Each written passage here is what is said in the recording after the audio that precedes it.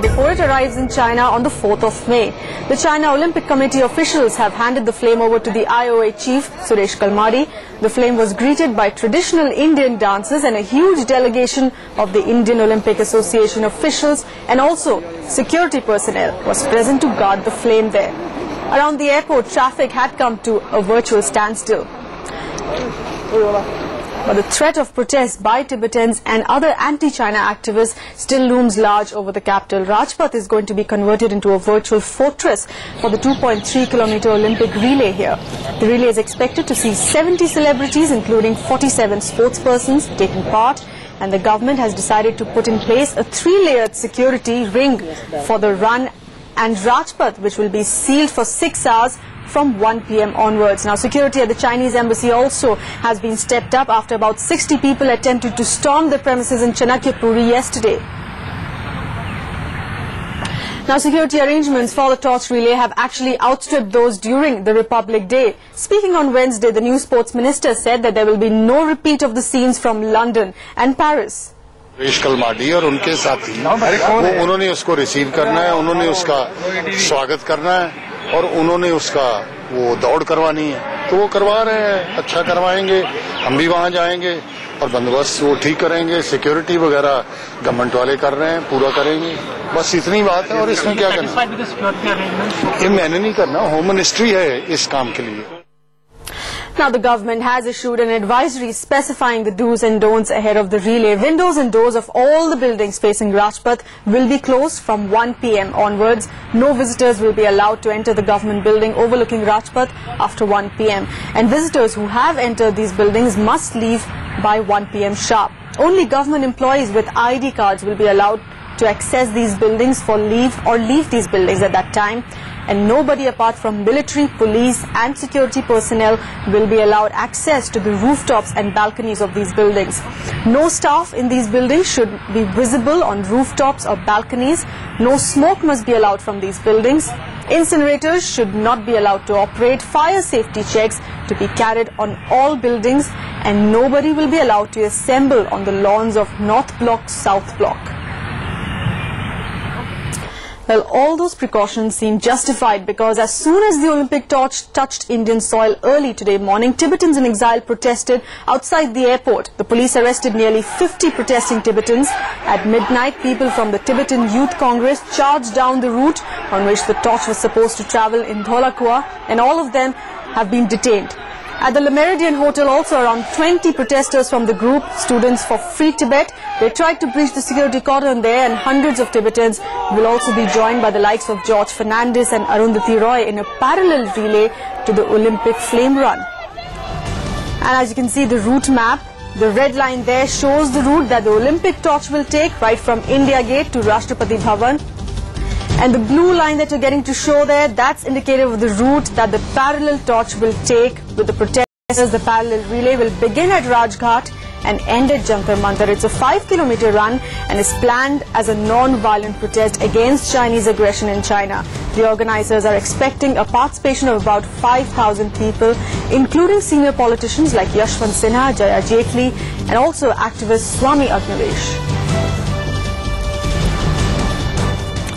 Well, the parallel torch relay is about to start from a moment from now. So let's go across to our correspondent Simi Pasha. She's at Rajghat right now, and Neha Seth at Jantar Mantar. First across to you, Simi. The parallel relay torch is just expected to start from a moment from now. What are the scenes that you're getting that you can show us, or what's happening at Rajghat at the moment? Well, Sahaj, the parallel torch relay will be flagged off by George Fernandes at about 11 o'clock. Let me take you to the program first. There's going to be a short press service at Rajghat. If I can show you behind me, the monks are lining up inside Rajghat. They're being checked by Delhi police officials. Delhi police officials are making sure that nothing non-violent happens here. Obviously, this is only a small press service that's going to be happening here. Very soon after the press service, these monks will go across the road to Samta Sthal, where they'll be gathering. There's a gathering of about 1,000 people who are waiting for them there. They'll start from Rajghat. The run will end at Jantar Mantar. In the meantime, these runners will be blocking traffic on the arterial roads of Delhi. Delhi police officials are also ready for self-immolation bids, because remember, these are the people who are not being allowed to witness the Olympic torch relay in the capital. There's a lot of frustration, lots of anger amongst these people. In fact, I have one of the torch bearers here with me, Sring. all these people are really angry for not being allowed to witness the run of the Olympic torch. Do you think there might be any passionate outbursts during the relay? Of course, I have met a lot of Tibetans this morning, in the bus, and they were so frustrated on the fact that, we are not being allowed to protest in this free country. Now they have given us an alternate route. They have given us alternate route to protest at Jantar Mantar, and there will be a lot of Tibetans coming all over, and a lot of Indian supporters also this time. Okay, at this string there are people in this run. There will be people from the Solidarity Committee and the members of Parliament in exile. But tell me something: members of the Youth Congress are not taking part in this parallel run because they are trying to demonstrate at when the main relay happens at Rajpath. Yes. Tibetan Youth Congress, they are having other plans to protest. And this shows how Tibetan people are angry, how frustrated. Because when China is carrying this torch of, harmony, the so-called journey of harmony, inside Tibet, people are dying. And the situation inside Tibet is just like in the 60s when the Cultural Revolution was happening. Well, Sahel, you can see there are a lot of anger and frustration amongst the Tibetans here. Right. They're angry at not being allowed to witness the main torch relay at Rajpath. Right, Simi, hold those thoughts for the moment. We have those protesters angry for not being allowed to be able to witness that Olympic torch relay. But our correspondent Digvijay Singh, there is one lucky person today because he's with us over the phone line. In fact, he's going to be carrying the Olympic flame today. He's going to be part of the relay. Digvijay, your thoughts on that, to be allowed to carry the flame and be part of that relay today? Well, sir, absolutely mind-blowing. It's always been a dream for everyone growing up watching the Olympics to be part of the Olympic movement. Of late, we have a chance as reporters to, cover the Olympics, but to be a part of the Olympic torch relay, which is the symbol of the Olympic Games. Well, it's an incredible feeling, and it's something which is something which I'll cherish for a long time. Digvijay, I'm sure it's an incredible feeling, but unfortunately the entire Olympic torch relay across the globe has been marred by protests and it being disrupted.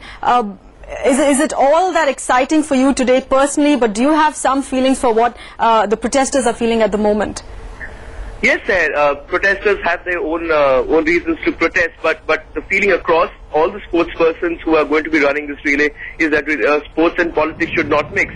The reason why everyone is here is because everyone shares the ideals of the Olympic movement, and the Olympic movement calls for peace across all nations through sports. So clearly this is something which depends on a person to person, and for those who are running this relay in terms of sports, this is the biggest thing in their life. Somebody like a Leander Paes, who is going to take part in his 5th Olympics. If you are the few Indians to take part in the 5th Olympics, this will be the first time that Leander would actually carry the Olympic torch.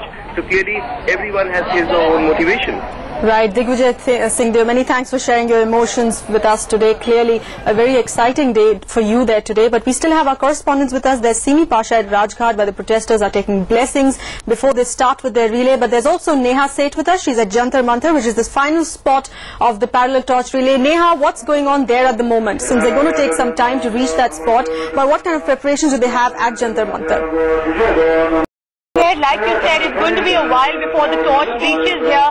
But really, it's incredible to see the kind of solidarity that the Tibetan people are showing here. They've all come here from early morning. They're still coming in. There are little children, there are mothers, older people. Really, they're fighting for a cause here. And they're all gathered here behind me. As you can see, the place is ablaze with the colors of the Tibetan flag. There are posters and banners screaming against China's atrocities in Tibet.